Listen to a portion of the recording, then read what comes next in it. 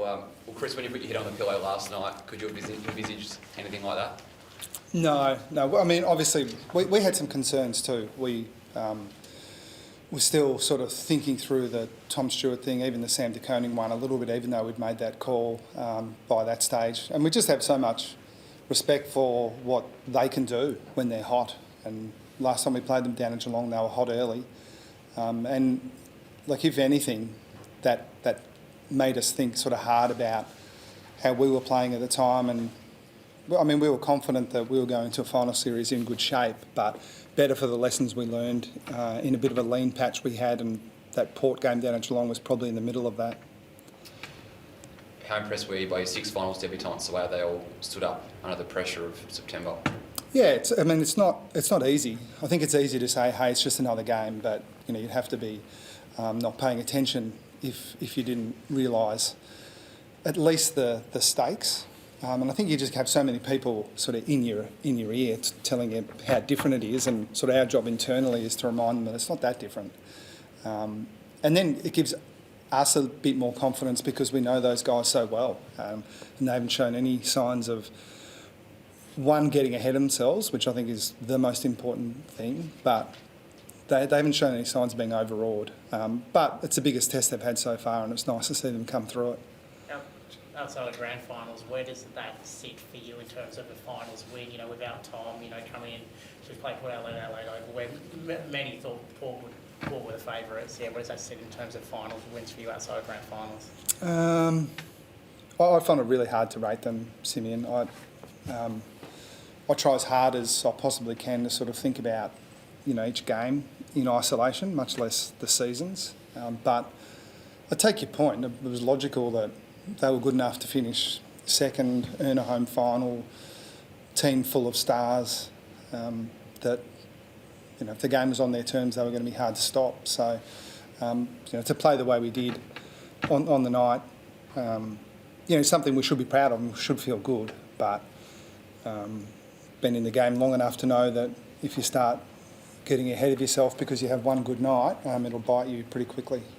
Just at the start tonight, Chris, how important was that? And did you sense, I guess, there was any mental vulnerability in Port, given their history in finals, and I guess to cash in on that and perform? How crucial was that for you? I think the first comment you made, that a good start was important, and Cameron kicks one, that very few players can kick, and that kind of steadies your nerves a little bit.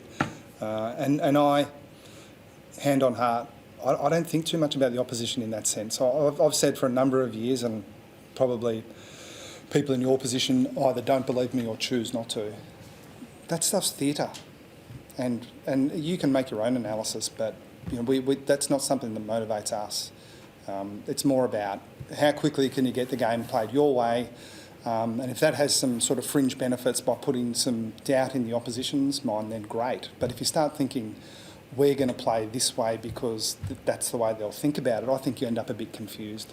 You almost laugh when Cameron kicks a goal like that, the fact that it goes through. But when those type of things go through, can it sort of be underestimated how big they are for a group, particularly when Elias May played against him well in the past few occasions? He kicks that and then just seems to fire up the team from there. Yeah, well, I mean, for a long time I've been a big believer that to do good things you need a bit of luck. Now, I see him at training, and we've seen him play long enough to know it's not all luck, but you need some things to go your way. So he's an unbelievably skilled player, and we depend on him, obviously. But I think your point's a valid one. The guys who haven't been there before are kind of thinking, you're not human if you're not thinking, I wonder how this is going to go. So when one of your best players slots one from the boundary line early in the game, it is a bit calming. And I think, again, I don't believe in this stuff, but if it's kind of, is this edging towards being our night or their night, that kind of helps a little bit. The midfield shape is their big weapon. Chris, how did you go about, picking that part of the ground apart? Oh, well, it's difficult. It is clearly their strength, and that's not to denigrate the other parts of the ground, because I think over the course of the year they've been quite complete in terms of the way they play, and they have a really specific style. And like all the good teams, they depend heavily on their best players. And it really hurts when one of your very best midfielders gets injured and can't play. I still thought, you sort of watch Horn Francis and you realise, like even in a team that was well beaten, he still looks dangerous. So how do we go about it? I mean, the collective was the most important for us. I think one of the easiest things in the game, and I don't follow it all that closely, but like even people you talk to are like, just take out the best players. Like everyone's trying, and one method doesn't always work, and when what you try doesn't work, you look silly. But then when you get a collective effort tonight, you think, well, that's the right mode, but it might not work on another night. So you've got to be pretty flexible. I think the Tom Stewart one's, the one that sort of makes me grin every now and again, because like when you say, when he gets tagged every week. Like it just looks a little bit different. It's a different style. So I'm not in the habit of sort of explaining exactly how we play and the way we thought about it, but it is reasonable to say that if those guys had a night out, we were going to be under the pump. There was a shot on the coverage late in the third quarter, you chatting with Steve Saunders. Was there much thought given to resting a Dangerfield given his history, or one of your key players like Cameron in the last quarter and putting them on ice given the scoreline? That's not what we were talking about, and we did that sort of late in the game. I'm generally an optimist, but when I'm coaching match day, I'm a pessimist, so I'm thinking about all the things that could go wrong, including the scoreline even at that point. We had a couple of guys that were cramping. It was a pretty hot game, finals are. So we were more talking about others. And Myers was one we ended up subbing off, like very, very precautionary. He was cramping, but he just seemed like the best candidate to us.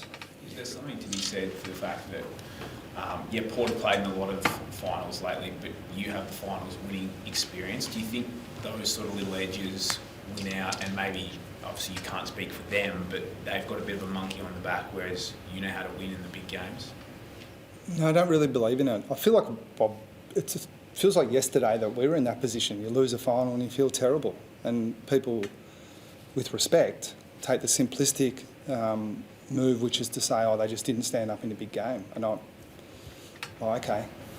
Like, if that's the best you can do, they breaking my own rule a little bit, but they finished second. Like sometimes you just have a bad night. When it works, you talk about all the reasons why, and when it doesn't work, it's pretty easy to find the reasons why as well, and it's unlikely that not all of those things are true.